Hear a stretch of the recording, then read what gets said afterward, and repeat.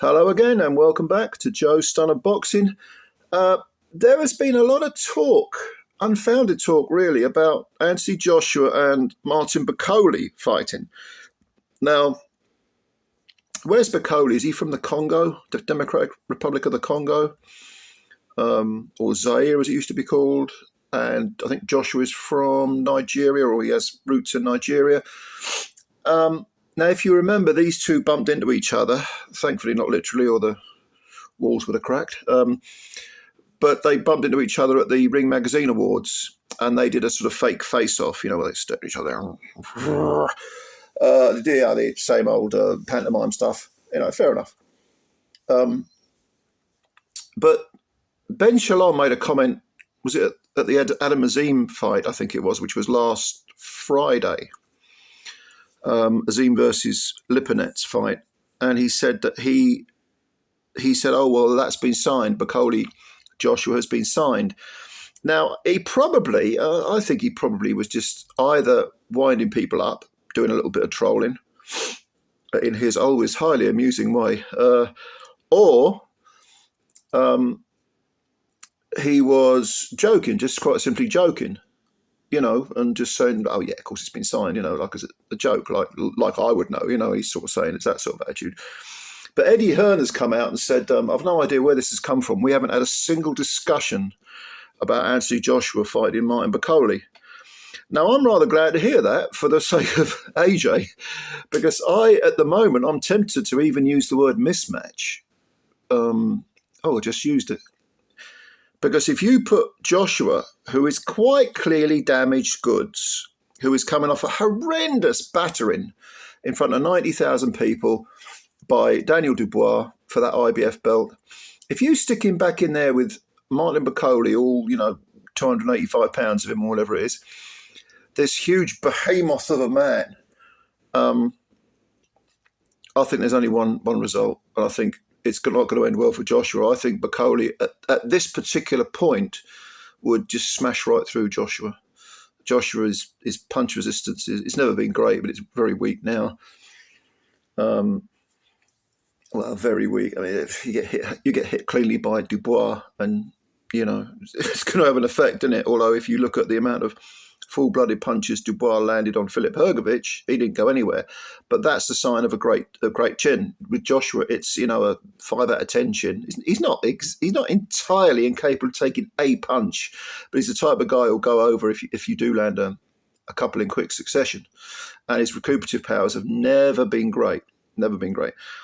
So I think it would be a disaster for Joshua if they put him in there with Bakole, and I don't think they will. They're not that stupid, surely, unless it really is a cash-out fight. But then you're talking about a man who has earned 200 million or whatever it is, gargantuan amount of money by anyone else's standards or most other people's standards. Bar the few, at the very top, of course, the three that at the very top of the United States and have more wealth than the bottom 50%. We're talking about them. Maybe it's chump change, 200 million to them. Maybe to the excellent Turkey it's chump change. It probably is.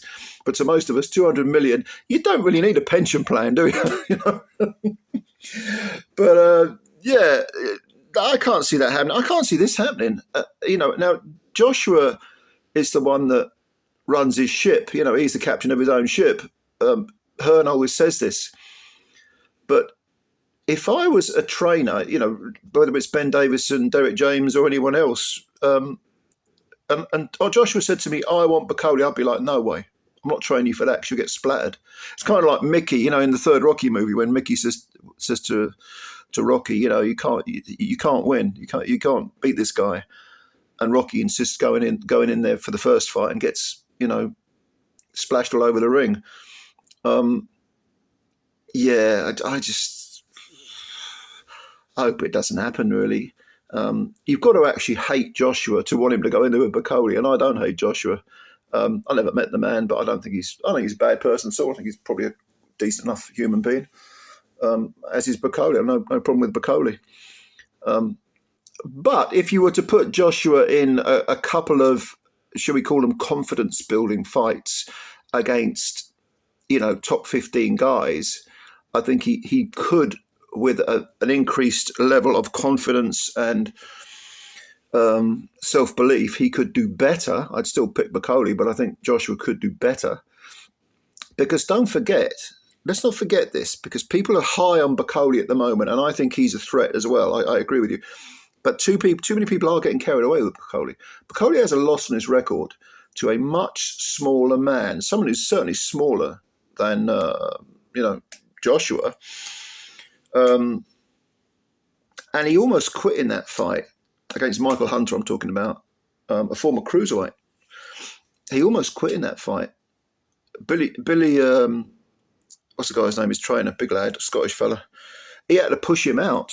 He had to, say, come on, no, you can do it. And of course, Bakole got stopped in the 10th round. He wanted to quit in that fight. Now that suggests to me, even though that was years ago, that does suggest to me that there could be something lacking psychologically or in terms of the old ticker.